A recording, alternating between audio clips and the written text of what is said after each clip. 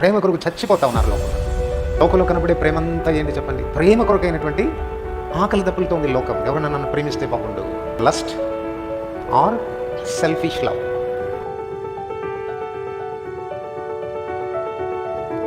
లోకంలో ఉన్నటువంటి ఆకలి దప్పులు ఏంటి?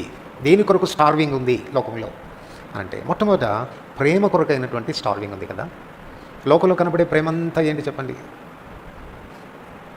Either lust or selfish love. స్వార్థపూరితమైన ప్రేమ. నేను నిన్ను ప్రేమిస్తున్నానంటే I expect returns.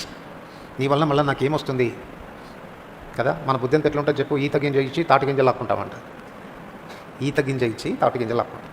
So we expect returns కదా. అది స్వార్థపూరితమైన సెల్ఫిష్ లవ్. ప్రేమించినట్టే ఉంటుంది కానీ but we expect something from that.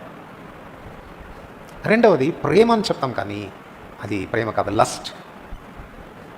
So అందువలన లోకంలో ఉన్నటువంటి ప్రజలు నిజమైనటువంటి ప్రేమ కొరకైనటువంటి తాపత్రయంలో ఉన్నారు.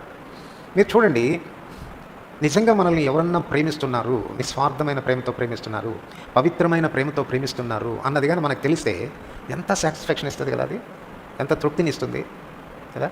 నా విషయంలో కన్సర్న్, నాకు నా విషయంలో పట్టింపు. మీరు ఊరికి చెప్పి చూడండి. మీరు చెప్పేది అబద్ధమే కానీ చెప్పి చూడండి. ఏం చెప్పమంటారు? ఒక వ్యక్తి ఎదురుపడగానే, అబ్బా అక్క రోజు నీ కొరకు ప్రార్థన చేస్తున్నాను అక్క, ప్రతిరోజు చేస్తున్నానంటే వాళ్ళ ముఖంలో ఎంత లైట్ వస్తుందో తెలుసా?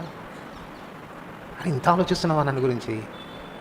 కారణం ఏంటి అని అంటే ప్రేమ కొరకైనటువంటి ఆకలి దప్పులతో ఉంది లోకం. ఎవరన్నా నన్ను ప్రేమిస్తే బాగుండు. ప్రేమ కొరకైనటువంటి ఆకలి, ప్రేమ కొరకు చచ్చిపోతా ఉన్నారు లోకంలో. సో ఇప్పుడు దేవుడు మనల్ని తన స్టోర్ హౌస్గా పెట్టుకుంటున్నాడు. ప్రేమతో ఆకలితో ఉన్నటువంటి వ్యక్తి నీ చెంతకొచ్చి ఫీడ్ చేయబడి సంతృప్తి పొందాలి. అట్లంటే ఇప్పుడు దైవ ప్రేమ చేత మొదట నువ్వు నింపబడాల్సిన అవసరం ఉంది. రోమన్స్ 5:5, రోమిలికి రాసిన పత్రిక 5వ అధ్యాయం 5వ వచనం.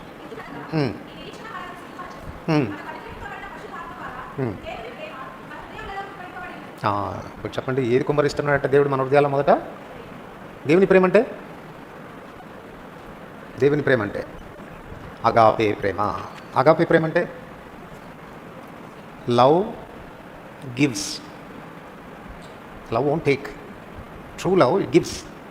దేవుడు లోకమును ఎంతో ప్రేమించను కాగా తన అద్వితీయ కుమారుని ఇచ్చాడు. He gave his son. Christ loved us and he gave his life. క్రీస్తు మనల్ని ప్రేమించి మన కొరకు తన ప్రాణం ఇచ్చాడు. So that is God's love, that is agape love. ఇప్పుడు దేవుడు మనల్ని ఏ ఛానల్ ఆఫ్ బ్లెస్సింగ్గా, అంటే ప్రేమను పంచేటువంటి వ్యక్తిగా నిన్ను చేయడానికి మొదట he wants to pour out his love in your heart.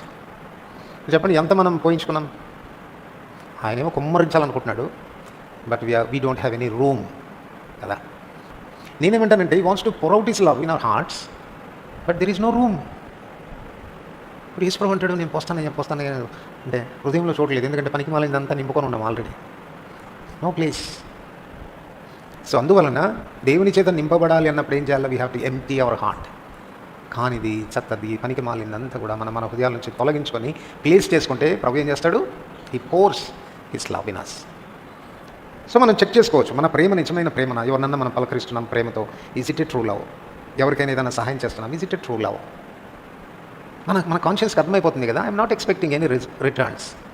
I'm not expecting any returns. If that is so, then it is the love of God.